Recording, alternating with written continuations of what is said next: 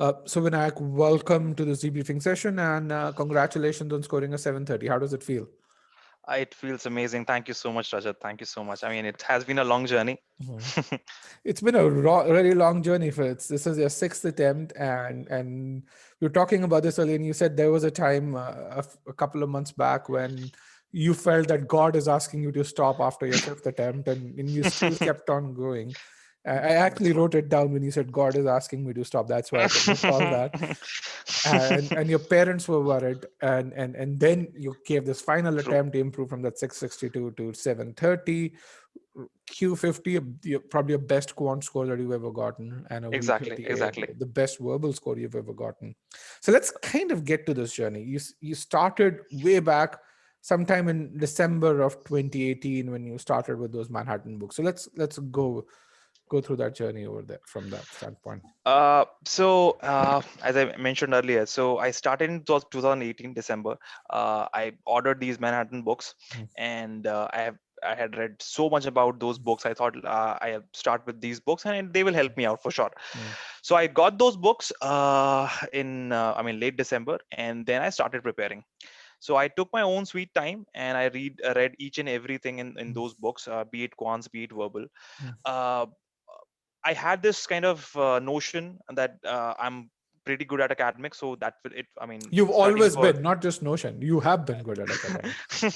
I was always being, top ranker in the class, whether it was school, whether it was college. So I was like, I'll be fine. I'll be fine. I was talking to my friends and my parents also. They were like, you'll do fine. Don't worry. 2-3 months, you'll be done with the GMAT. I said, okay, fine. If you have that kind of confidence in me, I'm confident. So I started with this Manhattan GMAT books. I took my own sweet time. I read each and everything. Uh, so after 4-5 months, why the reason I'm saying 4-5 months, because I was working so hard at my Mm, the company I was in.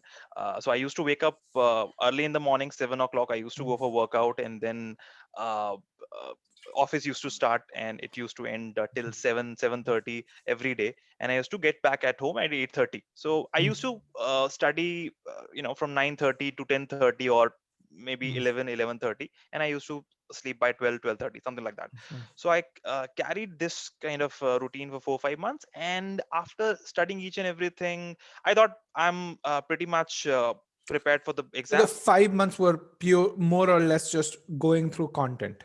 Content only, nothing else, because this is the way I have studied all my life, right? Mm, uh, you have the book, you study it, you go for the exam, and you're done, right? okay. This is the kind of thing that I have followed, and it has worked pretty fine You're a back diligent then. student. That's what. So then after that, I took this expert global mock. One of my friends suggested me Mm, to take these mocks, and I took those mocks, and I started taking mock each and every weekend, right? So every weekend I used to take those mocks just to make sure that my speed and accuracy mm, improves, significantly over the period of time. mm, So I started taking those mocks, and I was scoring fine. I mean, starting it was 620, 630, and it improved from there. And in few of the mocks I was scoring 700 as well, so I was mm, pretty confident that I'm going the right direction, right? mm, So I scheduled my exam for September 2019, and one month before the actual exam I took the official mock. And that's what we are supposed to do. We mm, should take the official mock to gauge whether we are on uh, mm, on the right track or not. I took the test, and I scored 610 mm, in the official mock.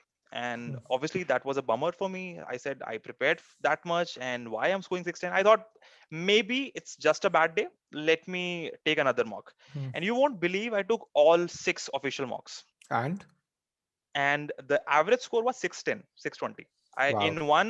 in one mock I even scored 590, 580, something like that.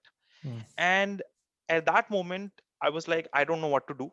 My exam is like mm, in few days or a few weeks. I don't know what exactly I should be doing. I thought, let's go and let's take the exam. mm. I took the exam, and I got 610 only. For the And second attempt. This is the first attempt. The This is the first attempt. first attempt. Okay, yeah. I was talking about official mocks back then. Okay, okay. So So this I is took during the that mock. 1 month between the first official mock and the actual Exactly. first attempt. You Actual took first all attempt. six, and the median was 610, and then you actually got to 610. Got it. 16. Okay. That's what. So obviously, I was expecting this, and I told myself, when I next time if you are taking official mock, it means this is the same kind of score you're getting in the exam. So respect those mocks, and you should use them very judicially. Hmm. No worries. So then I thought, okay, fine, maybe my verbal section is very, very weak. I need some So help. the 610, what was the breakup? I think that's important, the I context. think it's Q48 and V27, 28, Yeah, something like that. V27, 20. That's 28, right? yeah. Some in that range only. So I talked to one of my friends. He told me that you should take coaching from this institute, a private institute in India. Mm. So I contacted that institute and I got enrolled, and that was for the private tutoring, not the regular And how many batches. hours of private tutoring did you take? I think it was close to 8 9 hours, 8 9 hours. 9 Okay. 10 hours, yeah, something like that. Okay. So you So spent like every 25,000 rupees on that no, it was 50K. for 10 hours? Wow. I, Okay. yeah. So I went there and I spent that amount of money uh, in the hopes, obviously, for improving in the exam. And that was Mm. the idea. So Mm. I went there for a month. I guess, I mean, every other weekend I was going, a month, or I should say 2 months. I was there working with the tutor. So there, I used to go and used to solve a lot of questions. So I was given. What is the source of questions? I think their own source. Not, I mean, sometimes it was official, sometimes it was not. Mhm. So I used to solve those questions, and then we used to discuss the answers. I mean, this should be right, this is not right, this is right for some reason, for another reason, things like that. So it went on, and I thought, because this might be the right way of studying, and maybe I was missing something. I don't know. I Mm. followed that approach, and then I took the exam in October. October 2019. 2019 only. Mm. I think it was October end only. So I took the test, and then I scored 630. Okay. Okay. Uh, Now 630 means, and for some reason my Quant's score Mm. was got dipped to Mm. Q45, and my V score was V29 something, V29, Yes. V30, something like that. Mm. So obviously this score was not taking me anywhere, Mm. and I was aware of it. And till this point of time, I had spent 9 10 months in the preparation, and Not I three was not. months. Not 3 months. So I had spent that much of energy, and I was like, I'm not ready to give up. And I talked to the tutor. He said, yeah, What please were your say ahead. parents saying? I was like, they said 3 months. Here, this is 9 months. So my parents, I mean, I talked to them, and they were like, what is happening, why are you not cracking this? I said, I'm not aware what exactly is going wrong with my preparation. So again, I was doing very good at my job, and during that time only I got promoted to a senior position as well. So my parents were happy about that. So everything was going So well that's apart when you from this. became the consultant from an associate. Is that Exactly, okay? exactly, exactly, exactly. So and obviously I was happy about that. I had done some hard work in my company, and they recognized that. So I Mm. think this negative and positive news balanced each Mm. each of these things, and I was happy about what I was doing professionally. But obviously this GMAT thing was very important to me. I talked to the tutor. He said, don't you worry, just take 2 3 weeks in between, and just you take the test again. That's it. Mm. I said, okay, fine. If you are saying that, let me do that. I took the test again. This was my third attempt, and I Mm. had scored 640. Well, you had a Okay, 10-point improvement in 10 3 weeks. point improvement, point improvement. But obviously, again, Rajat, it was not taking me anywhere. And it 640 was was some. driven by Quant. It's verbal actually won Exactly, there. exactly, exactly, exactly. Mm. So, see, Quant was my ally from the Mm. very beginning. Mm. Okay, so after this, I realized there is something gravely wrong with my preparation, and I need to do something very, very different, right? Because it's not working out. So I think it was December when I decided I should take a break, December 2019, and I came back to my place, basically my hometown, and I stayed here for 2 3 weeks. I took a break, And then when I went back to that city I was working in, one of my friends, I met him, I told him the story that I'm struggling with verbal and all those things. So he suggested me that, Vinayak, why don't you take eGMAT for the Mm, verbal preparation? So I had seen eGMAT webinars before. I was aware about eGMAT and the good reviews that were there on the GMAT Club, but I never, heeded to those reviews because I was like, eGMAT is too good to be true. I mean, why everybody is writing good mm, reviews about it? I was not sure about it, but mm, when my friend suggested me that you should go ahead, so I thought let's try, mm, let's see what will happen. So I took the eGMAT course, the verbal course, and I started doing all the mm, the videos on the practice and everything. mm, So I used to do it every day. I didn't even skip any particular video or mm, any particular day. I was doing it every day religiously. mm. So I prepared for, I guess, 2 months. So I think let's kind of do. So you'd worked with a private tutor, you'd gone through Manhattan books, Yeah, then you right. went. So you supposedly knew the content, but then, Exactly. but when you went through the EG Mat course, Uh-huh. what was different? So uh, that's the best part, I guess, Rajat. I thought I knew the content. I mean, obviously, I had this idea that how verbal section, the sentence correction, critical reasoning work. But when I started doing eGMAT course, it was not the same, right? I was getting entirely new approaches, and the content. I mean, nothing's nothing seemed old to me. Everything was new for me. For example, not every book or not every source that you will get for sentence correction will focus on meaning based approach, right? Everybody will talk about that 2-3 split. You Mm, should look for this particular keyword or that particular keyword, and then you should reject the answer choices and things like that. So that kind of strategy that I was following, and one of the best things, for example, eGMAT actually talks about the real, test taking skills. For example, in one of the videos, I remember Payal mentioned that tuck time, mm, that you should not spend more than 70% mm, that you would generally take for mm, a particular question. Nobody mentions that, and this is one of the very important aspects when you're taking the test, right? So back to the story. I was doing this eGMAT.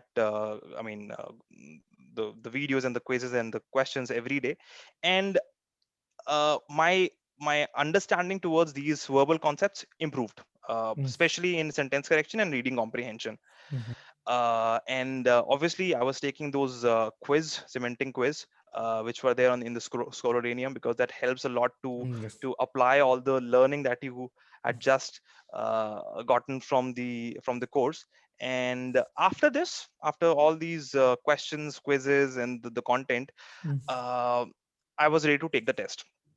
I took few mocks and I was scoring well. I think I'm done with the preparation thingy. Let me mm, take the test and finally give this matter to rest. So in what do you call, March end, I scheduled the exam, mhm, and then this COVID-19 happened to the whole world, mhm. and we were in this apocalyptic situation. Everybody was Everyone was stressed. panicking. It wasn't apocalyptic, Obviously. but Yes. I mean, it gave that kind of sense. People yes. were running to supermarts, gathering toilet papers and things like that. I was like, I have never seen this kind of thing before. So anyway, I scheduled the exam, and then I got a notification that your exam will be cancelled and you have to Mm, postpone it for another date. So then I got the date for April. That didn't happen. I mean, the exam got cancelled. Then after that, May, that didn't happen. And then finally my mom and dad called me and they said, it's enough, you just come back to home, because you are working from home only. You come back home, and in Delhi you should take the exam, and there is where the magic will happen, and you will get the score. You will get the score in your hometown. I was like, okay, let me do that. So I shifted back to my place, since we are working from home only. In June end, I took mm, my fourth attempt, mhm, and that's when I scored 660. mm. So again, there was not much This much of was an still the improvement. online test.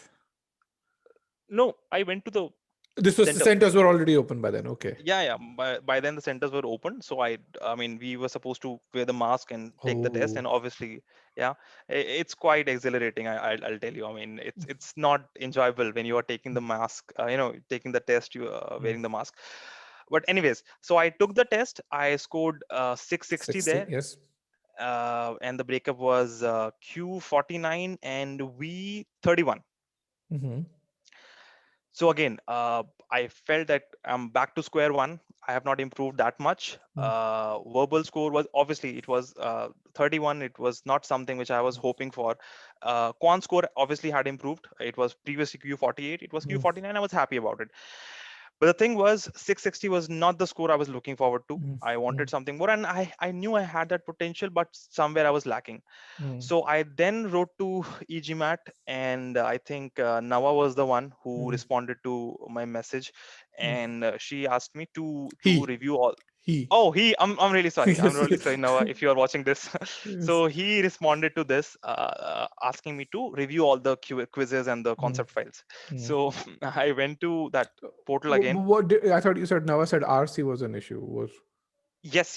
So okay. I'll come to this. So RC was obviously an issue Mm. because my quiz scores were telling me the same, that you're not doing well in RC, but I never heeded to that.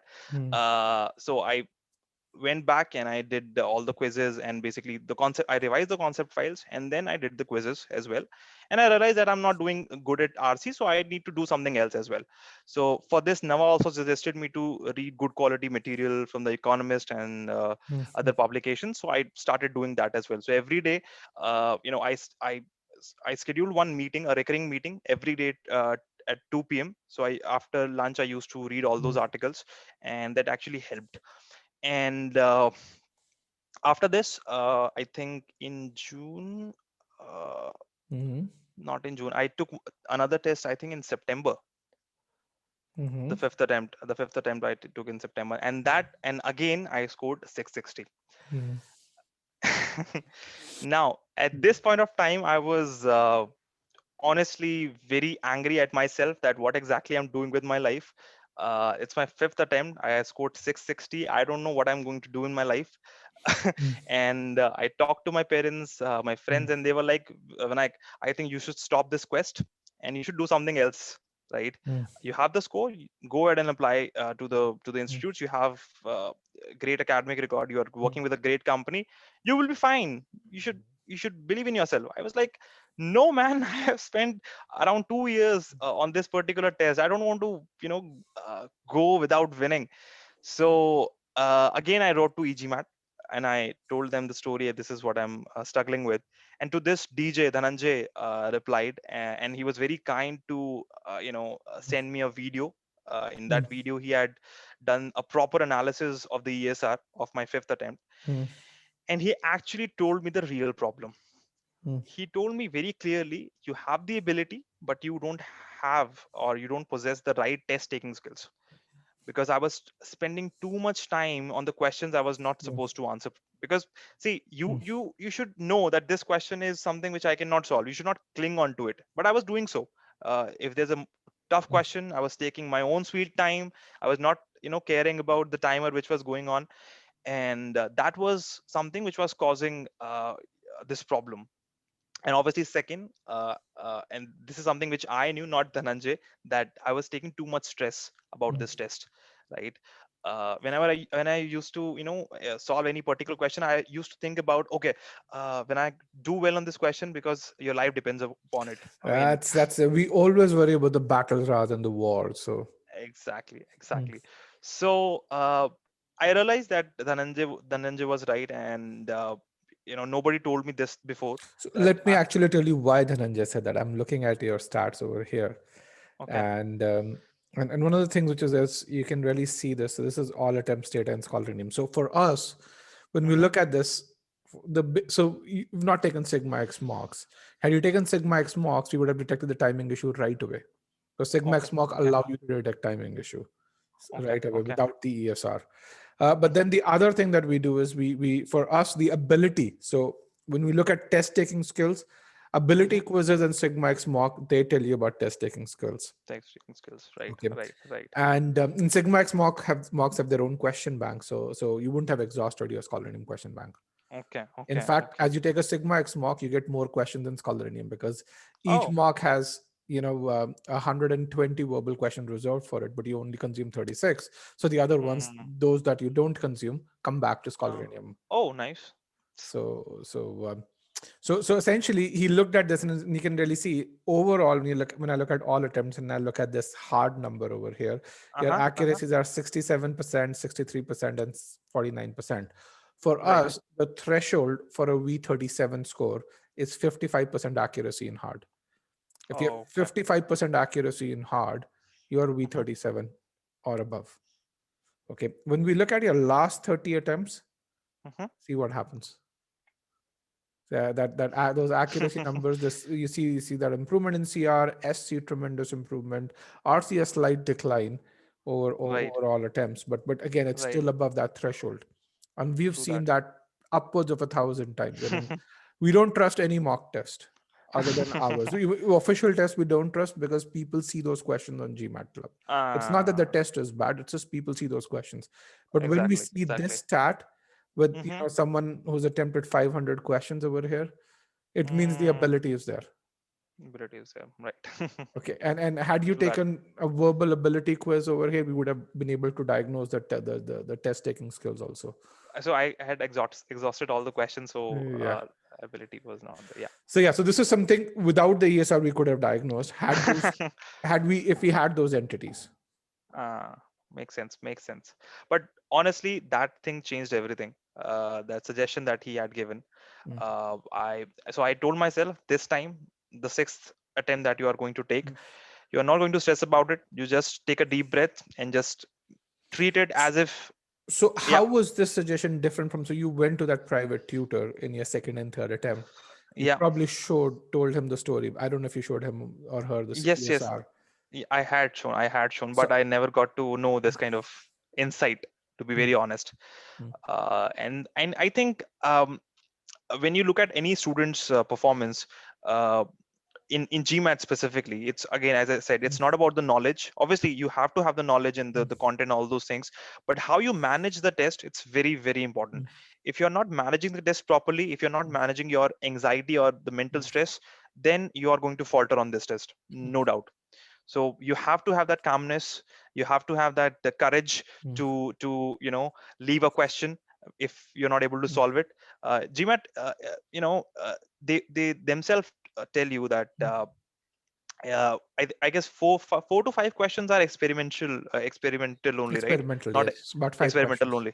Five questions, right? So they're supposed to trap us, right? So we should understand No, that no, as no, well. no. They're not supposed to trap you. So the I'm just purpose of experimental questions is so uh-huh. that you can take the test again in 15 days. Okay, okay, So they okay. are real questions. It's just when you want to really give people the ability to take the test in 15 days, this means Right. you have to characterize items. So I don't know if Okay. you've seen emails from us over the last 3 months or so. We've done these quant question trials. Mm-hmm. So the reason we do this is because we're building a brand new quant course, which actually is under release Oh, right now. oh, nice. Oh, nice. Nice. And this is something that Pyle has been working on for the last 2 years. Oh, So we wow. have a team Wow. of about 12 people who are working full time on just doing this, Oh, and great. so we need to characterize all the questions that we create, Mm-hmm. and this is why we do this. So the GMAC, what it does is we kind of create a group of 300 questions and then characterize them together. Get about 1,000 Ah. people to solve those questions. What the GMAC does is it really just out of those 31 questions, which is what it needs to give a good estimate of what your verbal ability is going to be, and then on the quant side, even fewer questions. Uh, Mm-hmm. the other questions, they really say, okay, these are questions that we want to characterize, so they put it. Mm. So based on your estimate of your SC ability internally, they Mm-hmm. really say this guy is a 90th percentile guy.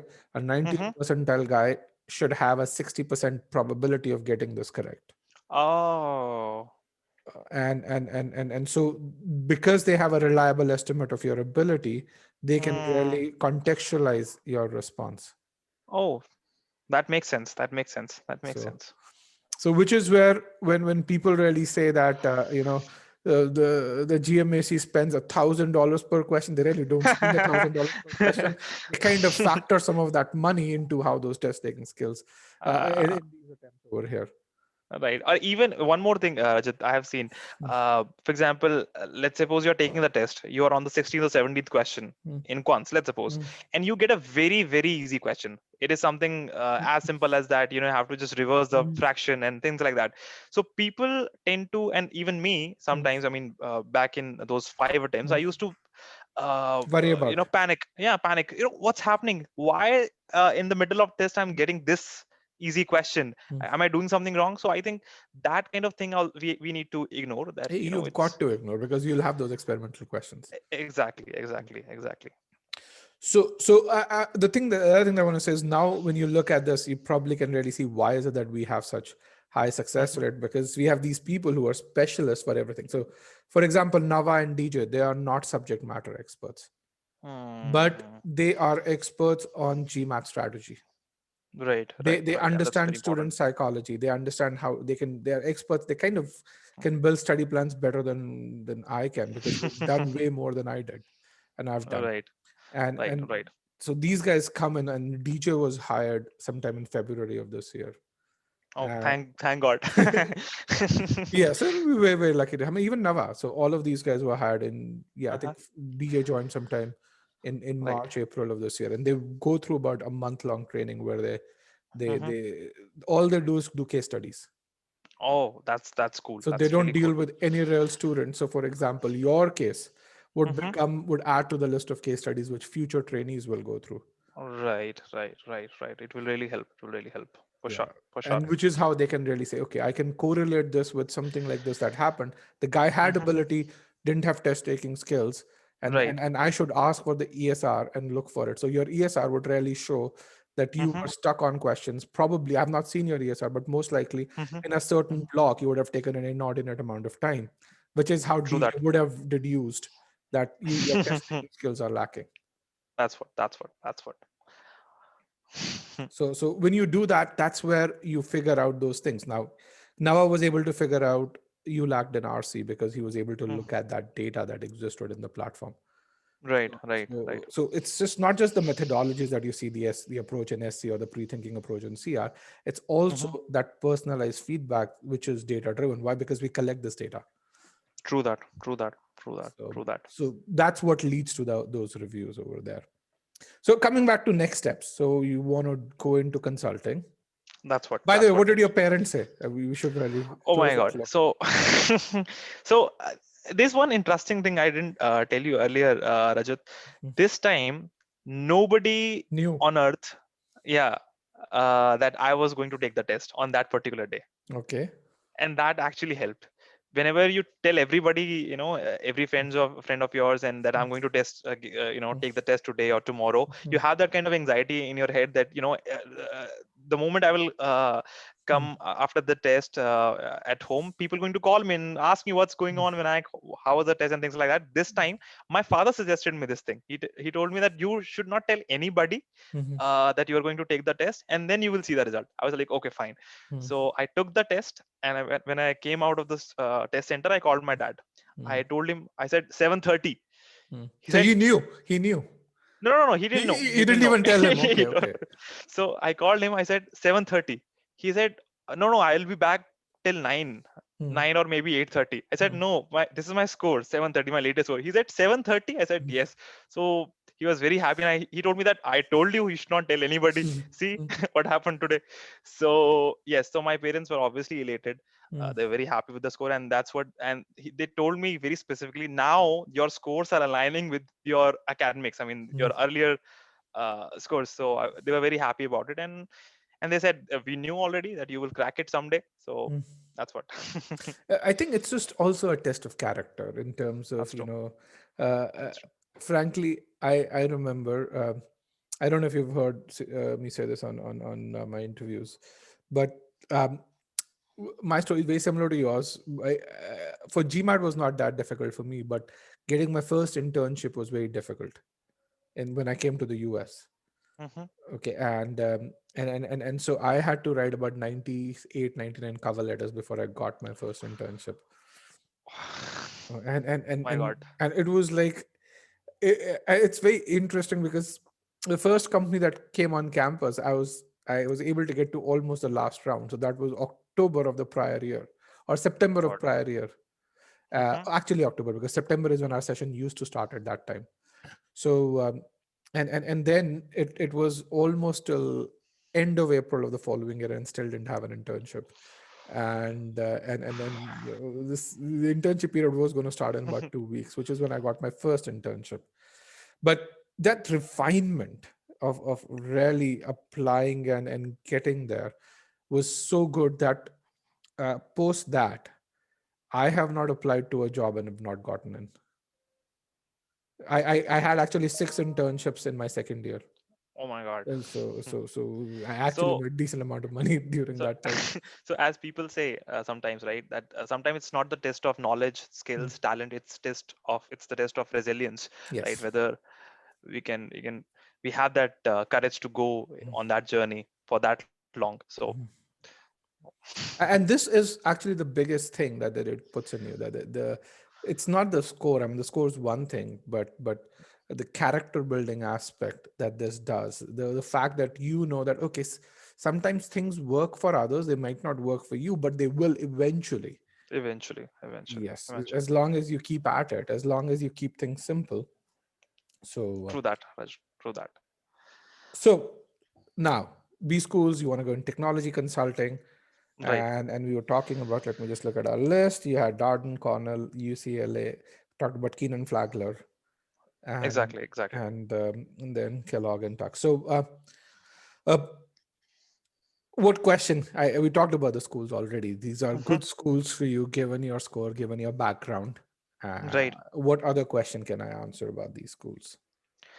So, while selecting these schools, for example, obviously, do you have any, key characteristics or key factors that one should, look at while, actually going for the applications? Or obviously, I'm writing the applications right now, but any suggestion that you might have or you might have seen in your experience, that students should take this kind of approach or uh, particular methodology to express their own story. So are you working with a consultant? For the timing, no. For the timing, no. Okay. Okay. So here's a principle that you need to follow with regards to a good application. A good application is you're computer science undergrad, right? Exactly. So it's the core of a good application is the right architecture in there. So your applic and a right architecture is like a set of gears that are in harmony with one another. As one gear moves, the teeth are perfectly well aligned and they move together. Hmm. So the worst thing that you can really do is start doing your application on an essay by essay basis. You have to really just sit back and really say, step one, I've got to figure out who am I, what have been my achievements. So you have to have that thing of who are you, what are your strengths, what are your weaknesses in general. So that's kind of at a very high level. So you write those things down. Don't just think about them, write them down. Write them down. Right. Makes Okay. sense. Makes uh, sense. Number one. Number two, if you say XYZ is your strength, what evidence do you have to say that that is your strength? Okay. And what does that evidence suggest how you are better than others with regards to this? Okay. Right. If you and so those strengths then kind of lead to defining your personality, defining who you are, who's Vinayak as an individual, and how is he different from another consultant who works for EY. Yeah. And why is he more suitable for a certain job versus this? Then and strengths and weaknesses should lead to achievements and potential failures that you've had. Both are important, and how you reacted to those. And then that you should also then have a vision of how that aligns with okay, now this is who I am today. This is what I'm going to gain from a certain school, or this is what I'm looking for from an MBA. and and uh, and once I have this, this is how it will help me get to where I want to be. Makes sense. Make perfect sense, Rajat. Okay. And then make sure that you have this discussion with someone, if you've had a senior who's gone through this process, and show him these notes, and or if you have a friend who's gone through this process over there. But Mhm. at the same time, have a discussion with your boss to really make sure that he's aligned with this, because he may know certain things that you might not look at it from the same lens. So I know people who work for me, about 40 people who report to me, and Mhm. I know, some of them I work a lot more closely with than others, and I Mhm. know what their strengths are. Why is it that I choose to work with them versus someone else? So they probably don't recognize this. So so True that. True that. so So the get that, perspectives are different, right? not just perspectives. I think it's like when you do a certain job within your company, you Mhm. look at this and saying, I have done this job. What you don't know is that did your boss give a similar job to someone else, and how well did he or she do? That's something that only your boss knows. Boss knows. So True. that's where you need to get that information from your boss, where he says, I think you're really good at this, and here is why. You're among I gave this task to 10 people, you're among the top two people who did this. And you did it in this particular manner. You have no knowledge of that, but your boss does. Makes Okay. sense. Makes sense. So get that, complete that picture, and then from here decide which stories go in which essay for which school. It's cool. So it's kind of very similar to how you started for the GMAT. You went through the learning part and the learning course, but then you went to Scholaranium. You didn't go to Scholaranium right away. Right. Going into Right. Scholaranium is writing that application. Prior to this is building that skill, Understood. building that Understood. repository. So that's what I would say. And I mean, use a good book. I don't know if you've seen. I think there are a couple of books. I probably had them here. Let's see if I have. So I have this big. So Jeremy Scheinfeld has written this book, The Complete Start to Finish MBA Admissions Guide. I think that's a decent book over here that you should look at. Um, Okay. Okay. Jeremy Scheinfeld is the CEO of MBA Mission. Um, Okay. then there's another book that was the book that I referred to, because that was the Mhm. only book. Great Applications to Business School, I think. Okay. Uh, great, yes, Great Applications for Business Schools over here. I Application to think, yeah, business school. yeah. Let me just make sure. Again, I, Mhm. I I read that book inside out when I was doing that, and Oh. Okay. that was 2004. But this was Paul Bodine. Concepts are still obviously The relevant. So I. principles remain the same. Yes. Yeah. So those are two things that I would say. Now, I don't know if you are aware, on our YouTube channel we have some interviews from students who've gone to certain business schools. Yes. Yes. Yes. Yes. Yes. I've also got in touch with what's his name? I guess Nishant. He got into Colombia. Yes, Nishant's gone to Columbia. Yes. Yeah, yeah. So I got in touch with him. So we just got connected on LinkedIn. So I will be reaching him out soon. Mm, So he was one of I mean, he was among those people mm. whom video I had watched and got inspired, because he had also taken 5 attempts Yes. to reach to 740.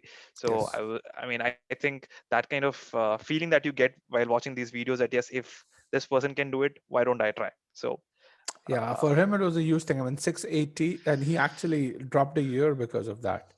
So 680 he got uh rejected.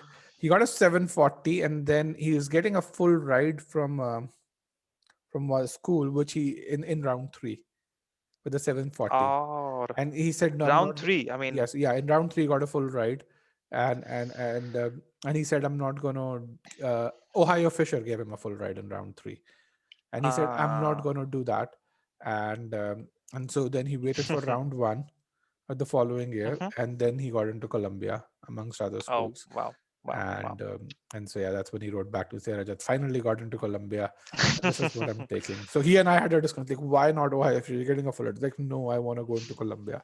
This is Columbia what I only. want.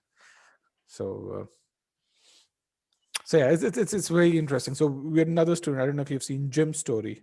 Jim, you scored a Jim, 770 from a I 700. guess I have seen his. I think he started with 500 something, if I'm not wrong. No, that's Pravi. That's Pravi. 580 to Okay. 740. 740. Yes, yes. So Right. that's Pravi. Pravi took the GMAT 6 times as well. 6 times one. Right. So yeah, so she also got into once she so for her that was R2. That was exactly the same time that you've gotten, sometime in Exactly. November, and Mm-hmm. as soon as she updated her score, it was just right Mm-hmm. before round one results were supposed to be announced. So she had Uh, already applied in round one, and she oh. updated her score just before the interview calls were supposed to be done, and she got Uh-huh. like 5 interview calls within 7 hours. Oh God. So she Wow. was like before sleeping, she updated the score. In the morning, she got the calls. Oh God. So And so there's a fun fact actually. When I took the sixth attempt, right? So we are supposed to select 5 schools, right, mm, before GMAT exam mm, starts. So I selected all those schools which lie in the range of 650, 660 only. mm, I did my research and I mm. found that in this range you will get all these schools only. And prior to this, I always selected all my dream schools. Uh, so can you imagine? It's But interesting, again, yes. Yeah. Yeah, it's okay. It's okay. I think schools don't it's okay. care. It's okay. Schools don't care, frankly. That's what. That's what. So yes. So well, good luck, Vinayak, and so how much of